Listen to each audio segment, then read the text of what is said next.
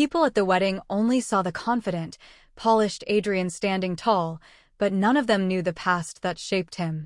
Long before he shocked his ex-wife and her new husband, Adrian was the son of Gregory Hale, one of the wealthiest and most feared businessmen in the country.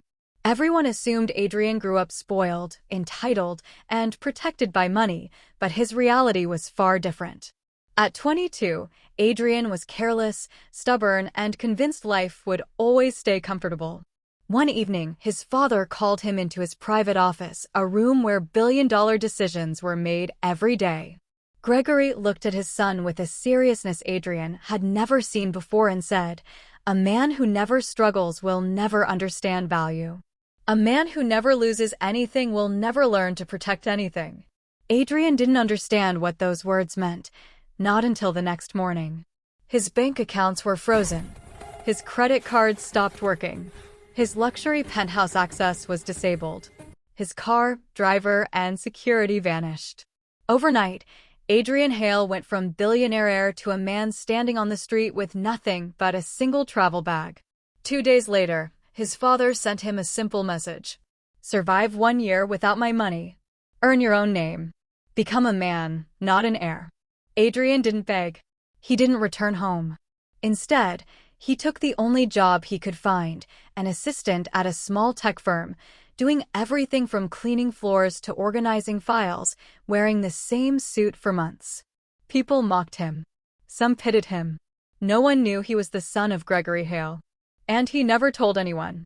But Adrian worked quietly, observing broken systems and inefficiencies others ignored. Within months, he became the problem solver everyone depended on.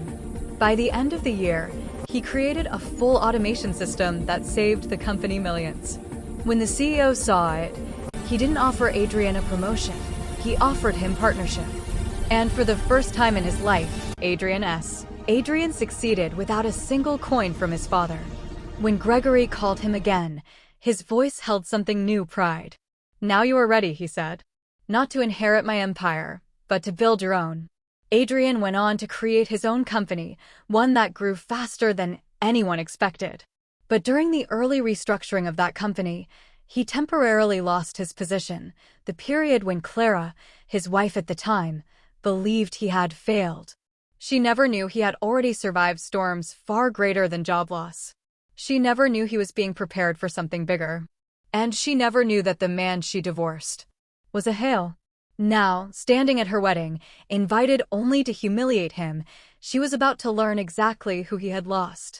Adrian arrived at the wedding quietly, without an entourage, without drama, without anything that would hint at the storm he carried within him.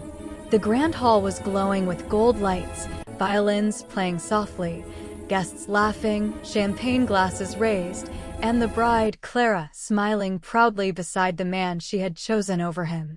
Her new husband, Adrian's former best friend, looked smug, confident, almost victorious, as if he had finally beaten the man he once called brother. People turned as Adrian walked in, but not because they recognized him, because he carried a presence different from who he once was. The suit he wore was cut perfectly to his frame, the watch on his wrist subtle yet expensive, his posture calm, his eyes unreadable. He didn't look like the man Clara had divorced.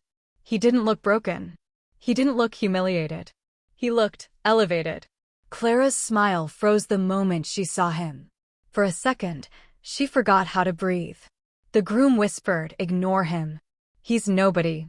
But deep down, he felt something was wrong. Adrian stopped near the front, where everyone could see him. The chatter faded. A strange silence filled the room, like something big was about to happen. Clara approached him, trying to hide her shock. "You actually came," she said softly. "I didn't think you'd show your face after everything." Adrian looked at her gently, almost kindly. "Why wouldn't I come? You invited me, Zero." She swallowed. This wasn't the response she expected. She wanted him broken. She wanted him small. She wanted him crushed in front of her new life. But instead, he stood here with a composure she had never seen. Her groom stepped forward, forcing a proud smile. "You must feel weird being here," he said. "Some moments just aren't meant for certain people." Adrian nodded slowly. You're right. There are moments like that. Before the groom could respond, the hall doors opened again, this time with controlled force. Several men in black suits entered, each one wearing a discreet insignia. Guests murmured, confused. These weren't ordinary security guards. These were private operatives. People parted as an older man walked in, powerful presence, silver hair, sharp eyes. Some guests recognized him instantly. A whisper rippled through the hall. Gregory Hale, the billionaire. What's he doing here? Clara froze. The groom's face lost all color. Gregory walked straight to Adrian. Not the bride, not the groom, not the guests, just Adrian. He placed a hand on his son's shoulder, pride shining openly. I'm sorry I'm late, Gregory said warmly. I had to finalize the acquisition. Congratulations, son. You own it now. The entire hall went silent. Clara felt her heart stop. What does he own? Someone whispered. Gregory answered without hesitation. This hotel. And the entire chain it belongs to. As of this morning, it's all under my son's name. The hall erupted in gasps. Clara's bouquet slipped from her hand. 64791. Her new husband stumbled back, unable to process what he was hearing. Adrian didn't gloat. He didn't smirk. He simply looked at Clara with the gentlest expression, almost pity. You divorced me because you thought losing my job meant losing my worth, he said quietly. But you never knew what I was building. Or who I really was. Clara's voice shook. You never told me. You never asked, he replied. Her groom stepped forward, desperate.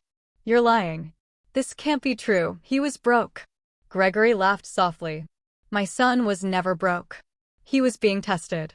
And he passed in ways you couldn't imagine. Clara's legs weakened as realization crushed her. She didn't leave a failure.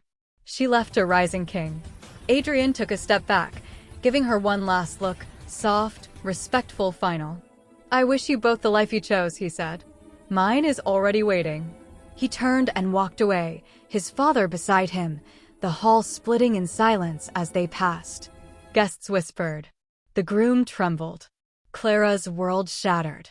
Everything she wanted, security, loyalty, wealth, love, she had thrown away with her own hands. And the man she tried to humiliate left the room as the most powerful person there.